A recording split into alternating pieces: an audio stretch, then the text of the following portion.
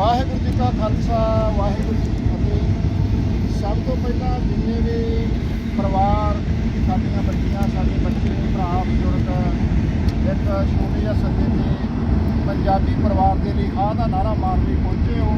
ਤੁਹਾਡਾ ਸਾਰਿਆਂ ਦਾ ਇੱਕ ਕਦਮ ਆਇਆ ਹੋਇਆ ਸਾਡੇ ਸਿਰ ਮੱਥੇ ਤੇ।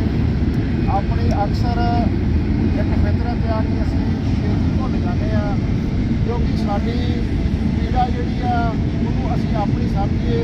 ਅਸੀਂ ਇਹ ਨਾ ਸੋਚੀਏ ਕਿ ਅੱਜ ਕਿਸੇ ਦੇ ਘਰੇ ਲੱਗੀ ਆ, ਉਸ ਅੱਗ ਦਾ ਸੇਕ ਅਸੀਂ ਆਪਣੇ ਤਨ 'ਤੇ ਮਹਿਸੂਸ ਕਰੀਏ, ਕਿਉਂਕਿ ਪਰਿਵਾਰ ਦਾ ਇੱਕ ਜੀ ਤੁਰ ਜਾਣਾ ਉਹਦਾ ਘਾਟਾ ਪੂਰਾ ਨਹੀਂ ਹੁੰਦਾ। ਪਰਿਵਾਰ ਬਾਂਹ ਦਿੱਤਾ ਗਿਆ।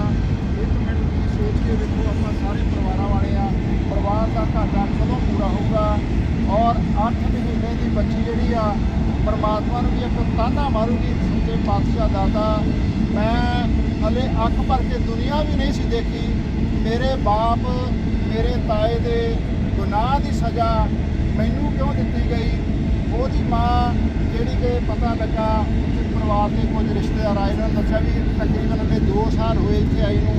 ਉਹ ਵੀ ਪਰਮਾਤਮਾ ਦੇ ਅੱਗੇ ਗੁਹਾਰ ਲਾਓ ਕਿ ਦਾਤਾ ਮੇਰੇ ਘਰ ਵਾਲੇ ਦੀ ਸਜ਼ਾ ਮੈਨੂੰ ਕਿਉਂ ਦਿੱਤੀ ਗਈ ਆ। ਸੋ ਆਪਾਂ ਇਸ ਲਹਿਰ ਨੂੰ ਕੰਟੀਨਿਊ ਰੱਖਣਾ। ਆਉਂਦੇ ਸ਼ਨੀਵਾਰ, ਐਤਵਾਰ 4 ਵਜੇ ਤੋਂ ਲੈ ਕੇ 6 ਵਜੇ ਤੱਕ ਜਿੰਨੇ ਵੀ ਸਰੀਰ ਪਹੁੰਚ ਸਕਦੇ ਆ, ਕਿਸੇ ਦੀ ਉਡੀਕ ਨਾ ਕਰਿਓ, ਕਿਸੇ ਲਈ ਨਹੀਂ ਆਉਣਾ। ਜੇ ਮੈਂ ਆਇਆ ਤਾਂ ਮੈਂ ਆਪਣੇ ਪਰਿਵਾਰ ਦਾ ਕੱਲ੍ਹ ਜਿਹੜਾ ਆਉਣਾ ਆ ਉਹਨੂੰ ਸੁਰੱਖਿਆ ਨੂੰ ਯਕੀਨੀ ਬਣਾਉਣ ਵਾਸਤੇ ਆਇਆ।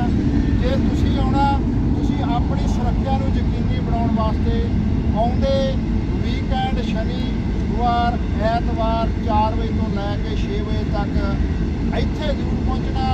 ਜੇ ਹੋ ਸਕੇ ਜਿੱਥੇ ਵੀ ਤੁਸੀਂ ਜਾਂਦੇ ਹੋ, ਸੋਸ਼ਲ ਮੀਡੀਆ, ਗੁਰਦੁਆਰਾ ਸਾਹਿਬ, ਮੰਦਰ, ਚਰਚ, ਪਾਰਕ, ਵਾਟਐਵਰ, ਉਹਨਾਂ ਨੂੰ ਵੀ ਬੇਨਤੀ ਕਰਿਓ ਭਾਈ ਆਹ ਜਿਹੜੀ ਦੁੱਖ ਦੀ ਘੜੀ ਆ, ਇਹਨੂੰ ਦੁੱਖ ਦੀ ਘੜੀ ਆਪਾਂ ਮਹਿਸੂਸ ਕਰੀਏ। 4 ਵਜੇ ਤੋਂ ਲੈ ਕੇ 6 ਵਜੇ ਤੱਕ ਆਪਾਂ ਇੱਥੇ ਆਉਂਦੇ ਵੀਕਐਂਡ ਦੀ ਹਾਜ਼ਰੀ ਭਰਨੀ ਆ। ਸਾਰਿਆਂ ਦਾ ਬਹੁਤ ਬਹੁਤ ਧੰਨਵਾਦ। ਤੇ ਜਾਣ ਲੱਗੇ ਬੇਨਤੀ ਆ ਵੀ ਆ ਬੈਨਰ ਦੇ ਜਿਓ, ਕਿਉਂਕਿ ਅਗਲੀ ਵਾਰ ਨੂੰ ਫਿਰ ਆਪਾਂ ਨੂੰ ਚਾਹੀਦੇ ਆ। ਭੁੱਲ ਚੁੱਕ ਦੀ ਖਿਮਾ। ਵਾਹਿਗੁਰੂ ਜੀ ਕਾ ਖਾਲਸਾ ਵਾਹਿਗੁਰੂ ਜੀ ਕੀ ਫਤਿਹ। ਸਾਡੀ ਕਮਿਊਨਿਟੀ ਦੇ 4 ਬੰਦਿਆਂ ਦੀ ਅਸੀਂ ਉਹਨਾਂ ਨੂੰ ਕੰਡੈਮ ਕਰਦੇ ਆ ਤੇ ਨਾਲ ਦੀ ਨਾਲ ਕਮਿਊਨਿਟੀ ਨੂੰ ਕਹਿੰਦੇ ਵੀ ਆਪਾਂ ਸਾਰੇ ਇਕੱਠੇ ਹੋ ਕੇ ਇਹ ਪ੍ਰੋਟੈਸਟ ਦੇ ਵਿੱਚ ਹਿੱਸਾ ਲੱਗੇ, ਆਹ ਦਾ ਨਾਰਾ ਮਾਰ ਕੇ, ਤੇ ਸਰਕਾਰਾਂ ਨੂੰ ਵੀ ਪਤਾ ਲੱਗੇ, ਦੂਜੀਆਂ ਬੋਲੀਆਂ ਅੱਧੀਆਂ ਸਰਕਾਰਾਂ ਨੂੰ ਵੀ ਅਸੀਂ ਇੱਥੇ ਸਾਡੀ ਕਮਿਊਨਿਟੀ ਦੇ ਨਾਲ ਧੱਕਾ ਹੋ ਰਿਹਾ। We want justice. We want justice. We want justice. Thank you ਭਾਈ। ਵਾਹਿਗੁਰੂ ਜੀ ਕਾ ਖਾਲਸਾ ਵਾਹਿਗੁਰੂ ਜੀ ਕੀ ਫਤਿਹ।